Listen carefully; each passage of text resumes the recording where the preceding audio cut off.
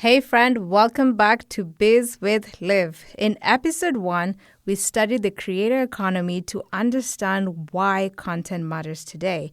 In episode 2, we built your content strategy, what to post and why. In episode 3, we discussed how to fit content into your schedule so it's not overwhelming but manageable. Today, we are talking about the one thing that determines if anyone actually sees the content you post. Hooks. Hooks are the secret sauce of short-form video. Perhaps you've had lots of creators say it already. Get the hook right before you film. Why do hooks matter? They matter because 80% of people swipe away in the first 3 seconds. I want you to remember that majority of people scroll social media while multitasking. They're watching a Netflix show that's boring. They're on their way to work or they're having a conversation with their friends. And the hook's job is to stop that person from scrolling and pay attention to your video.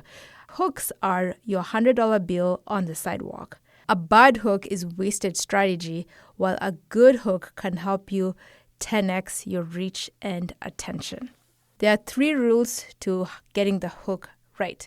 Number 1, under 3 seconds. Your hook should stop someone from scrolling in the first 3 seconds. Number 2, pattern interruption. You do not want to sound like everyone else. Think outside the box. Number 3, promise a specific outcome. And this outcome needs to be directly tied to the pain points of your target audience. So if you've been in business for a long time, you really understand what your target customer needs. The outcomes that you promise on social media should be directly tied to what you've observed interacting with your customers on a day-to-day basis. It's time for you to create content. So I'm now going to share with you 5 hooks that you can use this week. Hook number 1. If you're a blank and you hit blank, stay to the end. Okay, so let's talk about these types of hooks. These types of hooks specifically call out the person you're speaking to. It makes it so obvious. So in this instance, the person who's reading the hook realizes like, oh, you're speaking to me. And so it stops the scroll. All right. For example, a private practice lawyer may add the following hook on video or say it verbatim. If you're a small business owner and you hate reading legal contracts, stay to the end. Hook number 2, POV, you're a blank trying to blank, but keep making this mistake. All right. So I've mentioned I love POV hooks. All right. I already talked about that in my previous episode. It's a format that's been trending for a really long time. And I think it's just kind of cool. I don't know what to say about it, but I think it's just a pretty cool format and it always works. I've used it a few times and it worked for me. So for example, a real estate agent might say, POV, you're a first-time buyer trying to save money by skipping the inspection. Hook number 3. Most blank are doing blank completely wrong. So here, you're making a controversial statement.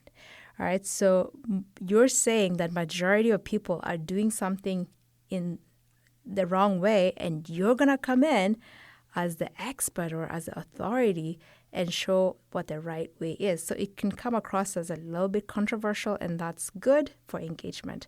So for example, a therapist might add the following hook. Most high achievers are handling their stress completely wrong. Hook number 4, the 3 blank nobody told you about blank. So the first blank is the thing, and then the second blank is something relating to your niche. So for example, with a doctor, they might say the 3 symptoms nobody told you to never ignore.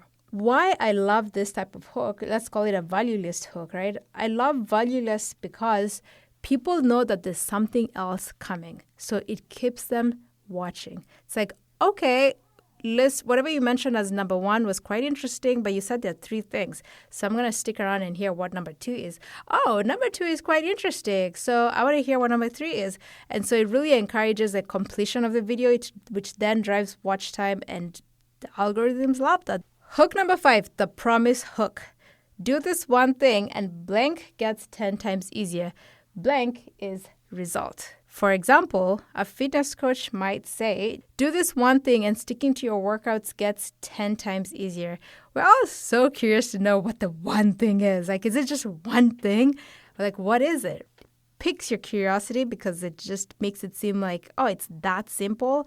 I haven't figured it out. Let me listen and see what it is. Perfect. At this point, you are ready to come up with your hooks for this week. So we've started out with 5 templates that you can customize for your niche. So please go ahead and pause this episode and take those templates and write what applies for your specific audience. And then once you're done, you can keep listening. As we've discussed, a hook can make or break your video. That's why I have written over 100 powerful hook templates that you can use in your videos. This is just part of what you get when you grab a copy of my social media playbook. If you're a business owner thinking, I need a ready-made plan to execute for the next 3 months, not just ad hoc advice here and there, this playbook may be your saving grace. My social media playbook for busy business owners is your done-for-you roadmap that will help you move away from random posting to gaining consistent leads in 30 days or less.